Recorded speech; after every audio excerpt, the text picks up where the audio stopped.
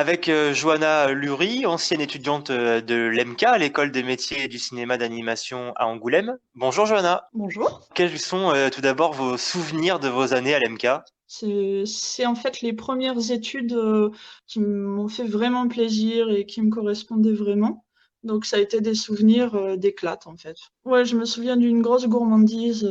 J'avais envie de tout dévorer. J'étais curieuse de tout. C'est les premières études où vraiment j'ai eu l'impression d'avoir envie de tout, ouais, de tout dévorer. Et j'en garde, ouais, du coup, un souvenir assez lumineux. Dans la transmission, du coup, c'était pas forcément une approche scolaire, c'était plus déjà un pied dans le monde du travail, tout du moins par les modules et par la présentation des différents types de matières. Oui, en fait, c'est aussi les premières études que j'ai fait où ce sont pas des profs qui interviennent, mais des intervenants, donc des gens qui sont sur les prods à droite et à gauche, qui ont eu différentes formations, qui ont différents parcours de vie. Du coup, c'est aussi super riche parce que à chaque fois, c'est une rencontre avec quelqu'un qui arrive avec son petit bagage d'expérience et qui le transmet. Donc oui, au niveau de ça, c'est vraiment excellent. Le fait de mettre un pied dans ce métier aussi, parce que enfin voilà, ces étudiants avaient un bon titre avec un bout de pâte à modeler, ça cassait pas trois pattes à un canard.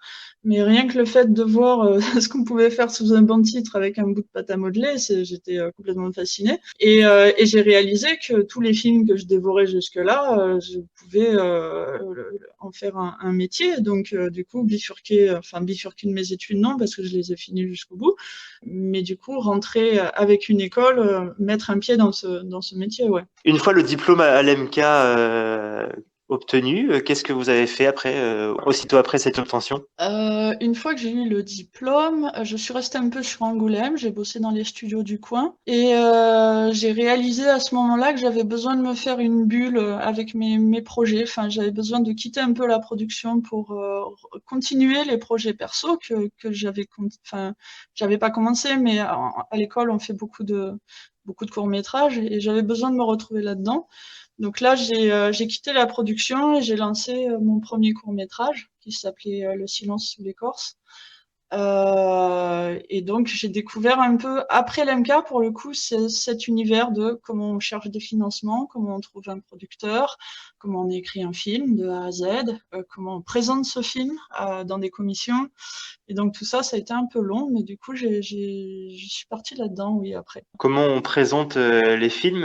Aujourd'hui, vous êtes de l'autre côté parce que je crois que vous êtes membre de l'Académie des Oscars, c'est ça? Oui, c'est ça. Je suis membre de l'Académie des Oscars. En fait, j'ai fait deux films, enfin trois films, dont deux qui étaient sélectionnés aux Oscars, un shortlisté et l'autre dans la sélection. Et de fil en aiguille, des membres de l'Académie m'ont proposé de devenir membre aussi, membre votant, c'est à vie.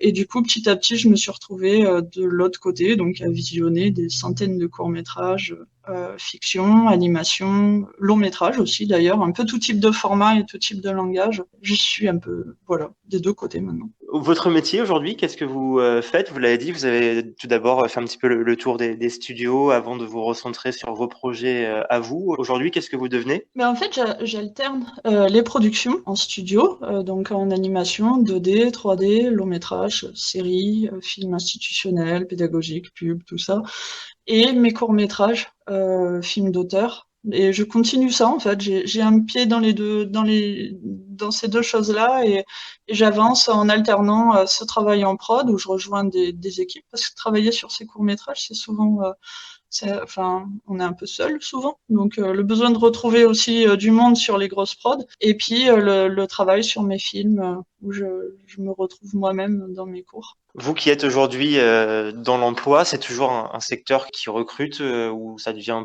un petit peu plus tendu? Comment vous estimez le marché finalement et les débouchés possibles pour les étudiants? Oh ben là, c'est un secteur qui explose depuis plusieurs années. Ouais. Il y a de l'animation partout, en fait. Dès qu'on va au distributeur retirer des sous, il y a de l'animation. Il y en a un peu partout, et les gens ont pris en compte que c'était petit à petit quelque chose qui pouvait être intéressant, donc on en met partout.